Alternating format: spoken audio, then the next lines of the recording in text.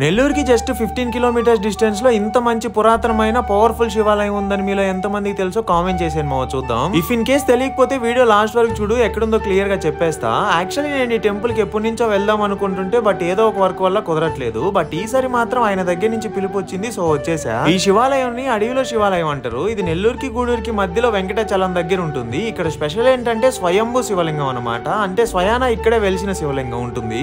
And ఇక్కడ ఇంకొక special ఏంటంటే భక్తులు స్వయాన వాళ్ళ చేతుల మీదుగా అభిషేకాలు చేయొచ్చు శివలింగానికి. చుట్టూ ఫారెస్ట్, మధ్యలో శివాలయం, చాలా ప్రశాంతంగా ఉంటుంది. జనాలు కూడా పెద్ద ఎక్కువ మంది ఉండరు. మహాశివరాత్రి, కార్తీక మాసం అలాంటి టైమ్స్ లో అయితే చాలా మంది జనాలు వస్తుంటారంట ఇక్కడికి. అండ్ అలానే ఇక్కడ రాహుకేతువులు కూడా ఉన్నారు. రాహుకేతువుల పూజలు కూడా చేస్తారంట. అండ్ మనకి రేర్ గా కనిపించే పంచముఖాల వినాయకుడు కూడా ఉన్నాడు ఇక్కడ. అండ్ ఈ శివాలయం కొంచెం అడవిలో ఉంటుంది కాబట్టి కోతులు ఎక్కువ కనిపిస్తుంటాయి ఇక్కడ. చుట్టూ చెట్లు, చల్లని గాలి, చాలా ప్రశాంతంగా ఫీల్ అవుతారు ఇక్కడికి వస్తే మాత్రం. అండ్ ఇంక శివాలయం అడ్రస్ డీటెయిల్ గా నేను డిస్క్రిప్షన్ లో మెన్షన్ చేస్తా.